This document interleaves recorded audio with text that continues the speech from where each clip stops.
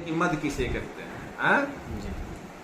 कहा मदो विकारा सौभाग्य यौवनाद्य बलैवजह। कहा सौभाग्य, यौवन, तारुण्य आदि के गर्भ से उत्पन्न जो विकार है उसको मद कहते हैं। ठीक है। अब जैसे उदाहरण हम बता रहे हैं, लोगों के मद भी हो जाते हैं ना, तो तारुण्य समझ रहे हो नहीं? सौभाग्य और तारुण्य आदि गर्भ से जो जायमान माने उत्पन्न जो विकार होता है उसी का क्या नाम है? मद। उसी को मद कहते हैं। अभी आ रही आवाज की नहीं? यथा, जैसे उदाहरण के रूप में बता रहा हूँ कि माँ गर्भ मुद्बह न खलु भाजन में दृशी नाम बैरी न चेत बेपथुरन अंतराया। कोई सखी किसी नायिका से कह रही है। इस पद्य में कोई सखी है और किसी नायिका से वो कह रही है कि कपोल तले गर्भमुद्भव माम चकास्ती। मेरे कपोल तल में प्रीतम के हाथों से लिखी गई मंजरी शोभायमान हो रही है। मेरे कपोल स्थल में, कपोल तल पर लिखी गई प्रीतम के द्वारा लिखी गई मंजरी जो है शोभायमान हो रही है। कांतस्व हस्तलिखिता मंजरी थी। अन्याप किंग न खलु भाजन में दृशी नाम बैरी न चेत भवद बेपथु रंतराया। बेपथु कंप माना, बेप्रकंपन धातु। ठीक है। ऐसा सोचकर तुम घमंड मत करो। ऐसा सोच समझ करके तुम घमंड मत करो। समझ रहे हैं ना जी?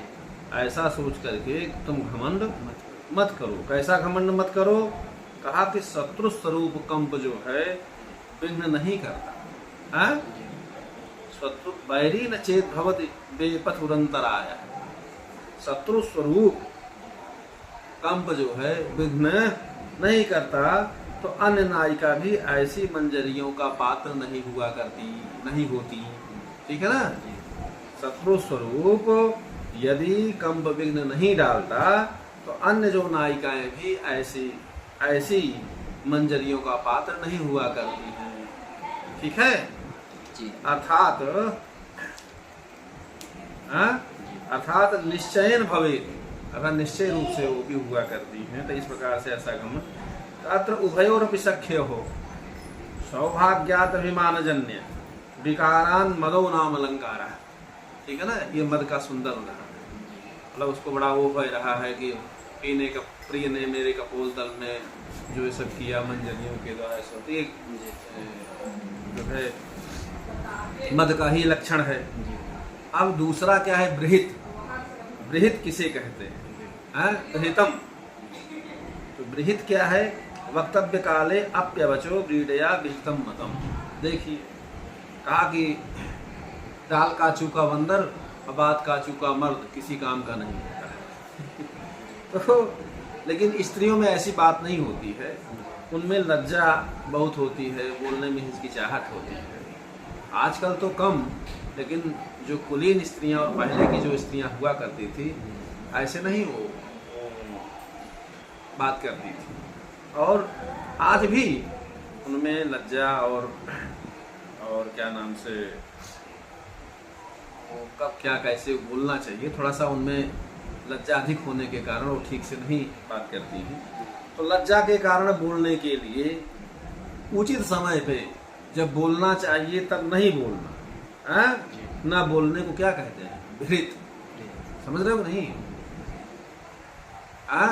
समय चूक फिर क्या पछतानी। वही है ना कि समय पर लज्जा के कारण जब बोलने का समय हो तो उचित समय पर न बोलने को क्या कहते हैं? बृहित।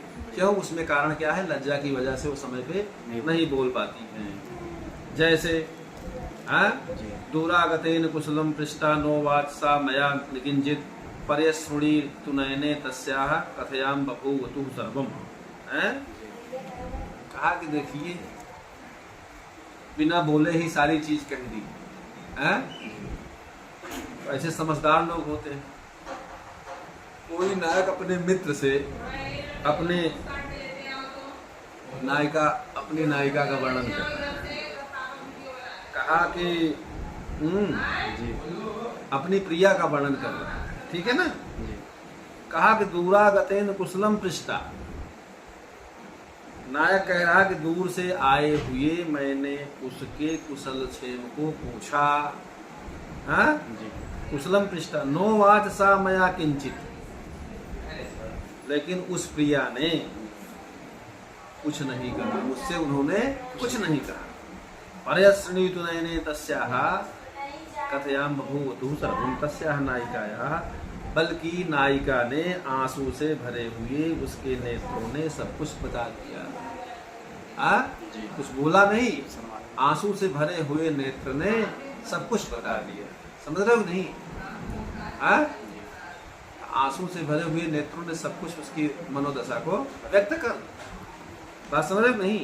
अर्थात लज्जा की वजह से समय पर वो कुछ नहीं बोले, लेकिन आंसू से अत्र प्रियेण कुशल प्रश्ने कृतेपि व्रीडे आभाषण बृहतम नाम अलंकार। ठीक है ना, लज्जा के कारण वो बोल नहीं सकी, लेकिन आंसू ने सब कुछ बता दिया। तो ये क्या है? बृहत। ये क्या है? बृहत। बोलने पर लज्जा की वजह से वो व्यक्त न कर सके, दूसरे रूप से समझ में आ जाए, उसे बृहत कहते हैं। देखिए कितना सूक्ष्म विवेचन है शास्त्रकारों ने भी। कहा तपनम, नायिकाओं में तपन भी होती है। तपन क्या तपन है? तपनम प्रिय विच्छेदे स्मरा वेगोत्थ चेष्टितम। प्रिय के वियोग में काम चांचल्य से उत्पन्न चेष्टा को तपन कहते हैं। प्रिय के वियोग में, प्रिय के वियोग से उत्पन्न जो काम का चांचल्य है, उस चांचल्य से उत्पन्न जो चेष्टा, उसी को क्या कहते हैं? तपन। उसी का नाम क्या है? तपन। कहा कि जथा मम, अर्थात ग्रंथकार अपने पद्य को स्वयं प्रस्तुत कर रहे हैं।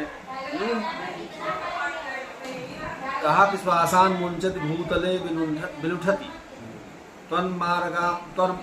त्वन्मार्गमालोकते दीर्घम रोदित विक्षिपत्यत इतः श्यामं भुजावल्लरीं किंच प्राण समान कांक्षितवती स्वप्ने पिते संगमम निद्रां वांछति न प्रयक्षति पुनरुदग्धो विधिस्तामति। अच्छा, समझ रहे हो ना? तो ये श्लोक है नायिका की सखी। नायिका की जो सखी है, अपनी सखी की अवस्था का वर्णन उसकी प्रिय से कह रहे हैं, उससे प्रिय से कह रहे हैं। अर्थात आपके वियोग में उसकी कैसी कैसी दशा है, उस दशा का वो जो है अपनी सखी की मनोदशा और शारीरिक दशा का पूर्ण रूप से वर्णन नायक से करना है।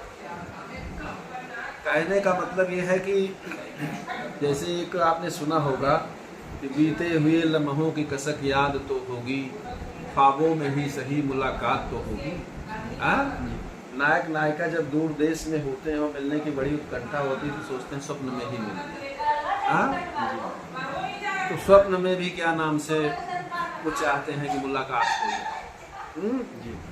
तो वही जो है वो आपके वियोग में उसकी क्या स्थिति है वो वर्णन करें। जरा इनको बना करो कि बोले तान मुंचति भूतले विलुठति त्वन्मार्गमालोकते दीर्घम रोदित विक्षिपत्यत इतः श्यामं भुजावल्लरी किंच प्राण समान कांक्षितवती स्वप्ने पिते संगम। उसकी तो कह रही कि मेरी सखी के प्राण तुल्य, प्राण के समान, अर्थात प्राण प्यारे। मेरी सखी के जो है लंबे श्वासों, मेरी सखी की कैसी दशा है? श्वासान मुंचती, मेरी सखी जो है लंबी लंबी सांसें इस समय छोड़ती है। और क्या करती है? भूतले विलुठती, और जमीन पर लौटती है। आपके वियोग में वो जमीन पर लौटती है। और क्या करती? त्वन मार्ग मालोकते, और आपके मार्ग को वो क्या नाम से रात दिन देखा करती है।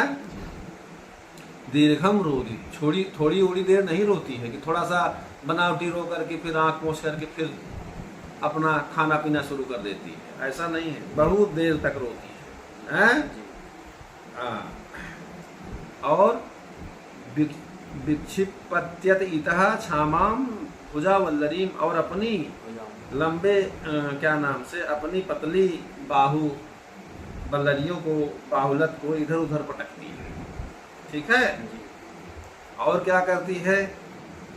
कांचितवती स्वप्ने पिते संगमम, अस्वप्न में भी तुम्हारा समागम चाहती है कि तुम्हारे साथ स्वप्न में भी मुलाकात हो जाए। वही मैंने कहा कि ख्वाबों में ही सही मुलाकात तो होगी। मतलब स्वप्न में भी आप से के किसी तरह, स्वप्न में भी आपसे किसी तरह उसका मिलन हो जाए, ऐसा वो चाहती है। निद्राम वांछति न प्रयक्षति पुनरुदग्धो विधिष्ठामति। और समझ रहे हो ना? जी न निद्रा की इच्छा करती है, परंतु उसका जला हुआ भाग्य उसे निद्रा भी आने, जब वो निद्रा की इच्छा करती है, गलत बोल गया, निद्राम वांछति, जब वो निद्रा चाहती है तो न प्रयक्षत पुनर्दग्धो विधिष्ठामति, लेकिन उसका जला हुआ दुर्भाग्यशाली जो भाग्य है, दुर्भाग्य की वजह से उसे निद्रा भी नहीं आनी है। अर्थात जला हुआ भाग्य उसे निद्रा भी नहीं आने देता है, अर्थात तो सो भी नहीं पाती। जी रात भर जाग राग कर तेरी याद में करवटें बदलते हैं, सुना है ना? तो आपकी यादों में इधर उधर वो करवट बदलती है, लेकिन रात भर वो सो नहीं पाती, उसकी ऐसी दशा है। तो कितने दिनों चलेगी आपके बिना? आप ही इस पर विचार करिए, आप ही कुछ दया करिए, ये कहते हैं। समझ रहे हो ना? जी जी। तो अत्र स्मरावेगेन नायिकाया निःश्वसनादि चेष्टित वर्णनात् तपनम नाम अलंकार, यहाँ तपन है, आपकी तपन में ये सब पूरा तपन नाम अलंकार है। ठीक है जी